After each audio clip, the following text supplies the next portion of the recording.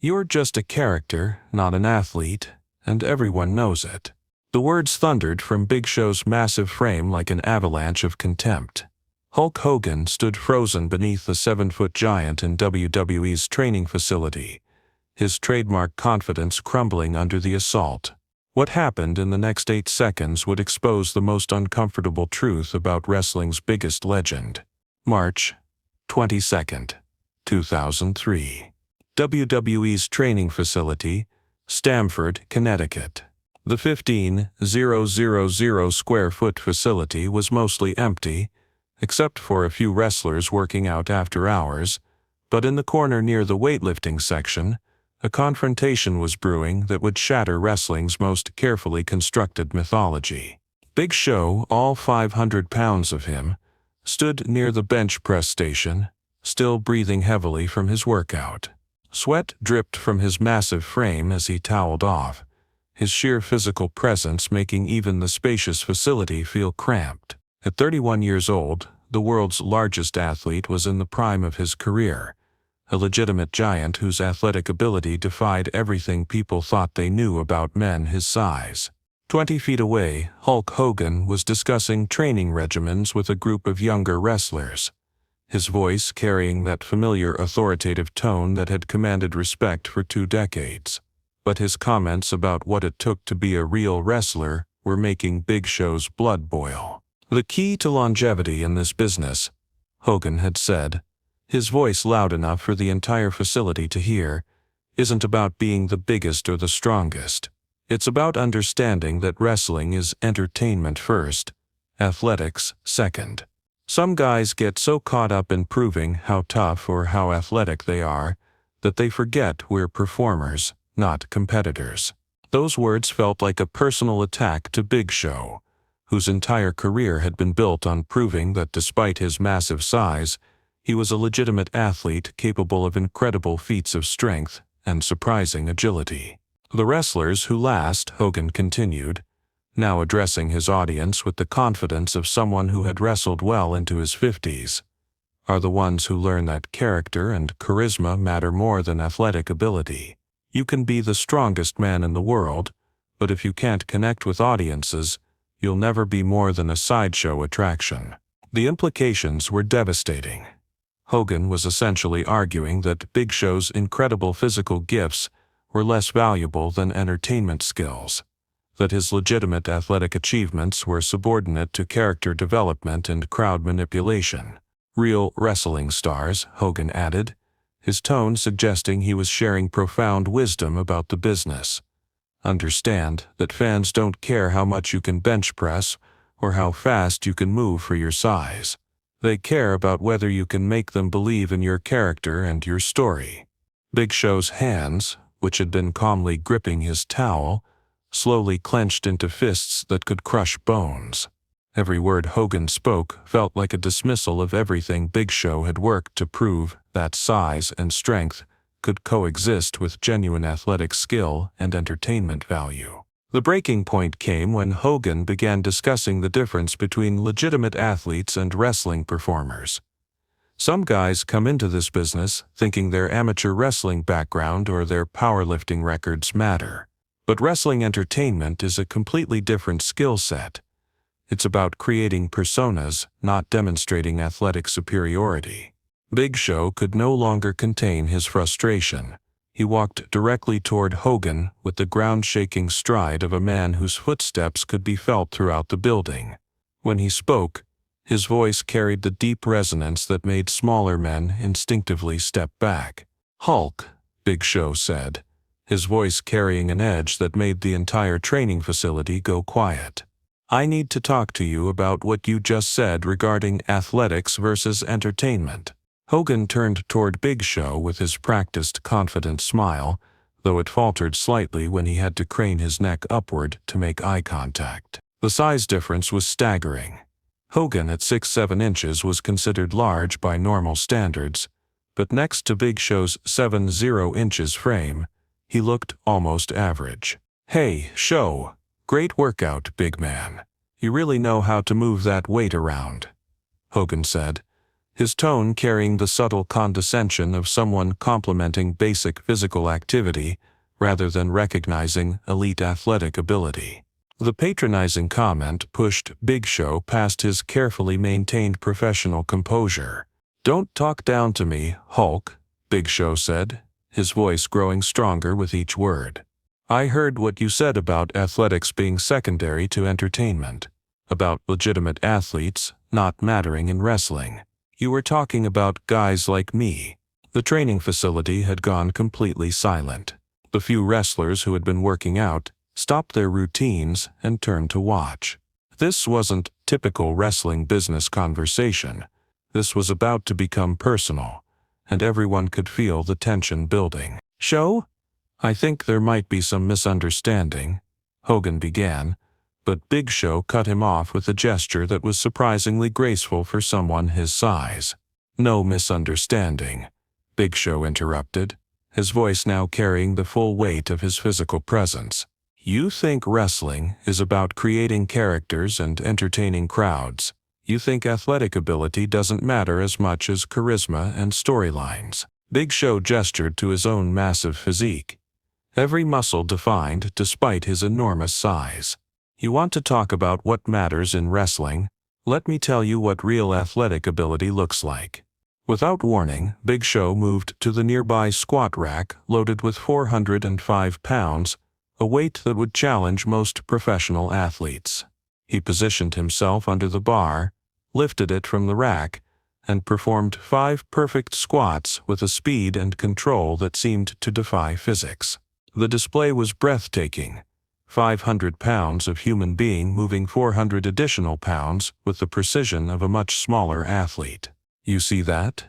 Big Show asked, re-racking the weight and turning back to Hogan. "That's not a character. That's not entertainment.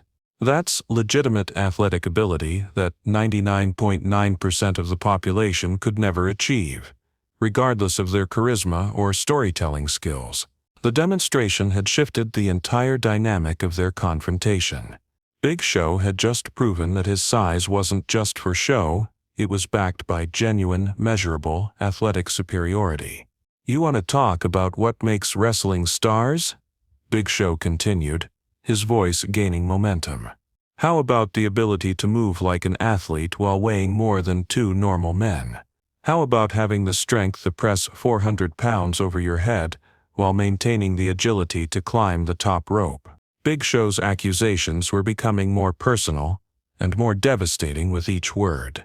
"You've spent 20 years convincing people that wrestling is just entertainment, just characters and storylines. But what you really mean is that wrestling is whatever makes Hulk Hogan look good, regardless of who's actually more athletic or more impressive." The silence that followed was profound.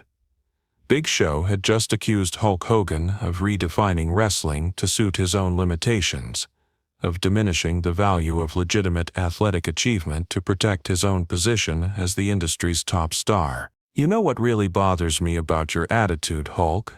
Big Show said, his voice now carrying absolute conviction. "It's not that you prioritize entertainment over athletics. It's that you act like entertainment and athletics are mutually exclusive, like you can't be both a legitimate athlete and a compelling character." Big Show gestured around the training facility, where evidence of serious athletic training was visible everywhere. "I didn't get to this level by just developing a character.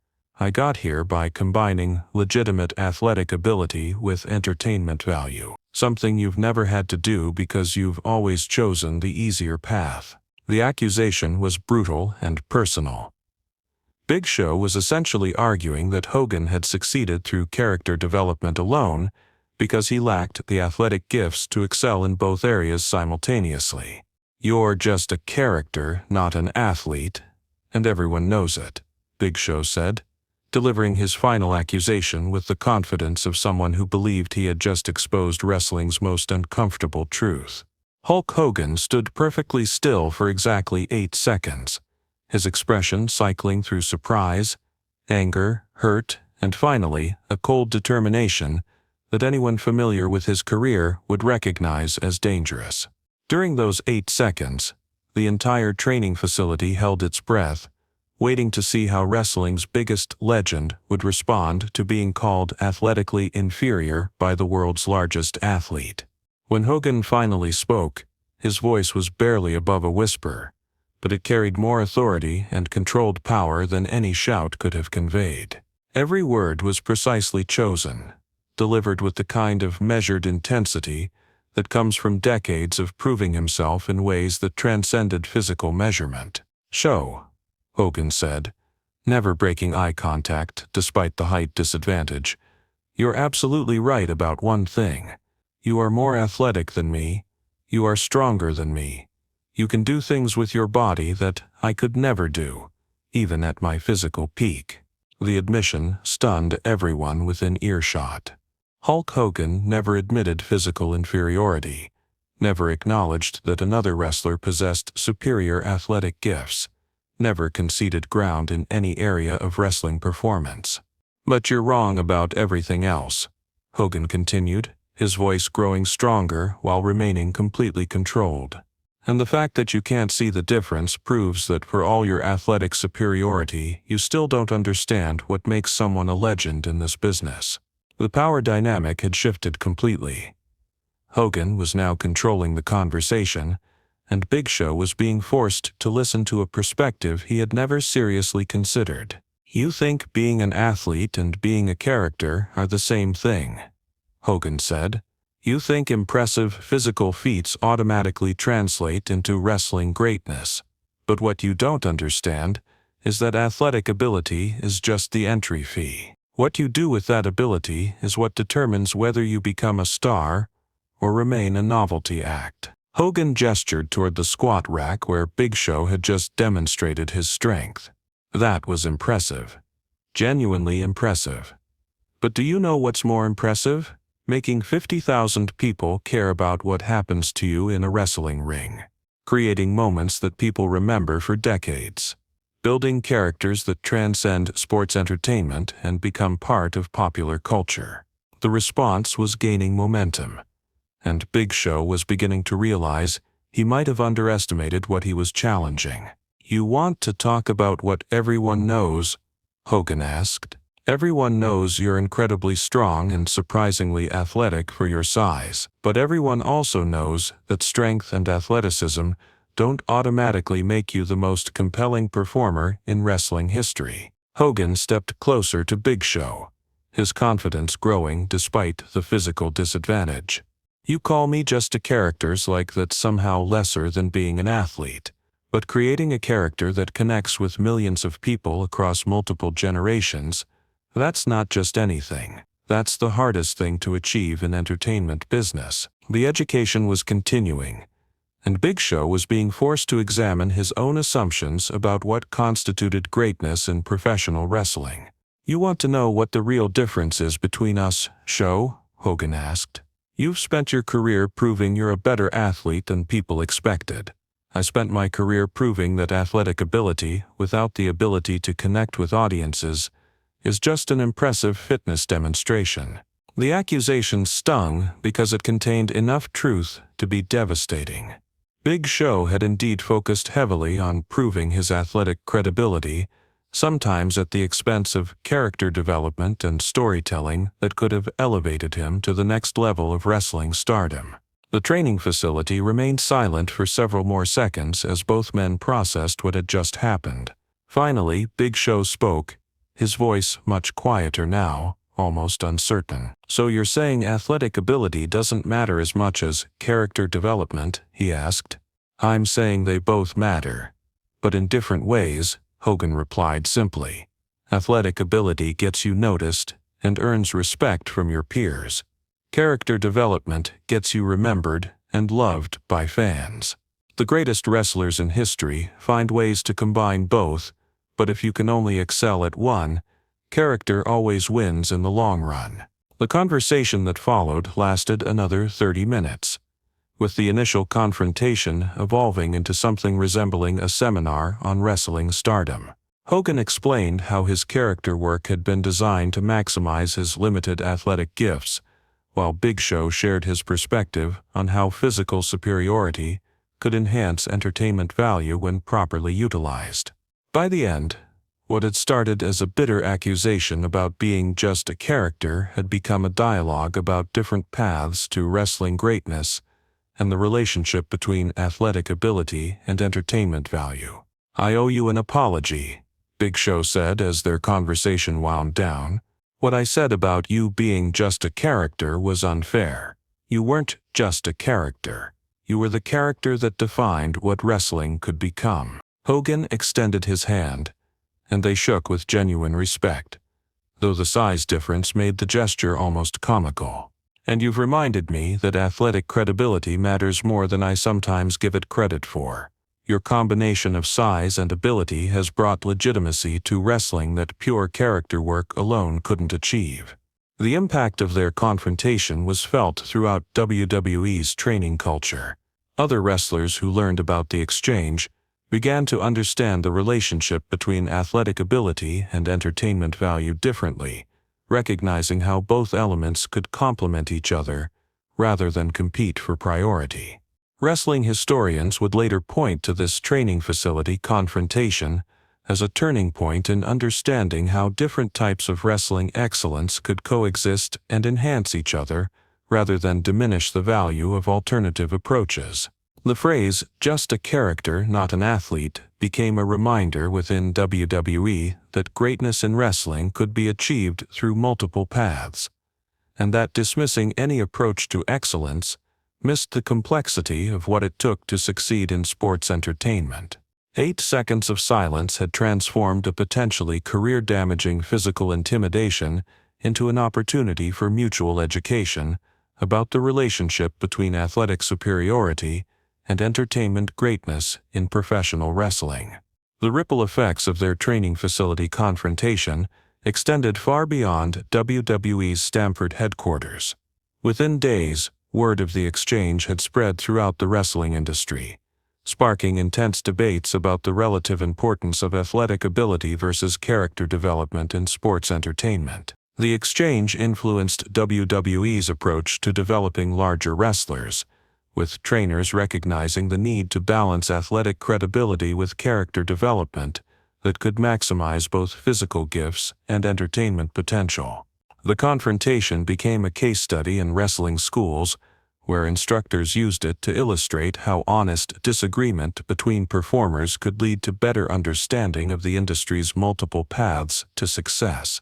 Big Show's squat demonstration became legendary within WWE, not just as incredible strength display, but as an example of how athletic credibility could enhance rather than replace entertainment value when properly integrated into storytelling.